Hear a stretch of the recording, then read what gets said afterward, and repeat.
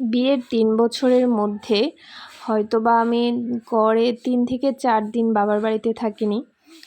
আমি ১ মাস ১০ দিন ছিলাম। কিভাবে যে সময়গুলা চলে গেল আমি একটুও টের পেলাম না।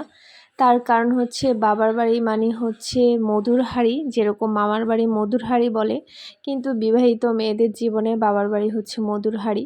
তার কারণ হচ্ছে এখানে না আছে কোনো নিয়ম নীতি শৃঙ্খলা কিচ্ছু নাই। যা মন চায় তা করো, যা মন চায় যেভাবে মন চায় সেভাবে চলো, সেভাবে খাও, কেউ কিছু বলার নাই। মানে সব কিছু এত আরাম আরাম আরাম। যাদের বিয়ে হয়ে যাবে বা গেছে শুধু তারাই বুঝতে পারবে এটার ফিলিংস। ১ মাস ১০ দিন পরও আমার কেমন যেন লাগছিল, আসার সময় ফাঁকা ফাঁকা লাগতেছিল বুকের ভেতরটায়, কেমন যেন ফিল হচ্ছিল।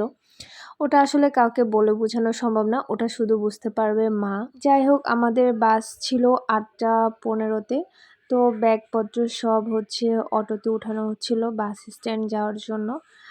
আর আমার ফেসটা দেখে মনে হয় না আমি একটুও স্যাড না, তাই না? কিন্তু আমার ভেতরটা জ্বলে যাচ্ছিল। জাস্ট আমি মার সামনে খুব একটা কাঁদতে চাই না, কারণ আমি যদি অনেক বেশি কাঁদি তখন মা খুব কেঁদে দেয়।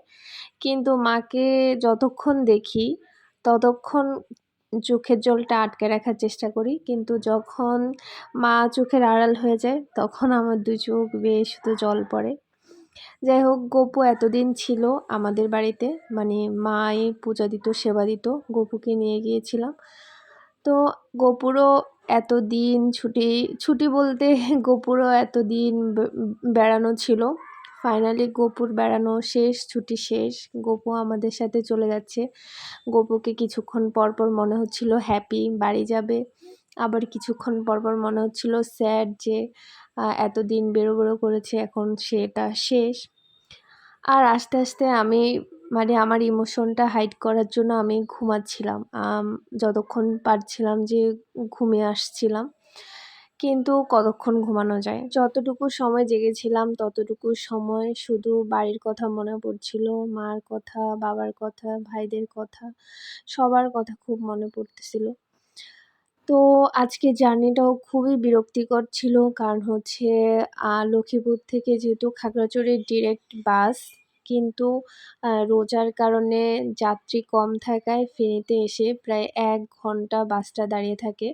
প্রচণ্ড গরম, অস্বস্তি, তার উপর হচ্ছে মাথা ব্যথা, সব কিছু মিলে খুব বাজে ছিল আজকের জার্নিটা। আর এই মাথা ব্যথাটা দ্বিগুণ হয়ে গেল বাসার এই অবস্থা দেখে। বাসায় কি হয়ে গেল? যাই হোক, এই সব কিছু কীভাবে কবে পরিষ্কার করব জানি না। দেখা যাক। এই ছিল আজকের স্টোরি। যত যাই করি না কেন বাড়ির কথা খুব মনে পড়তেছে, মা, বৌদি, ভাই সবার কথা খুব।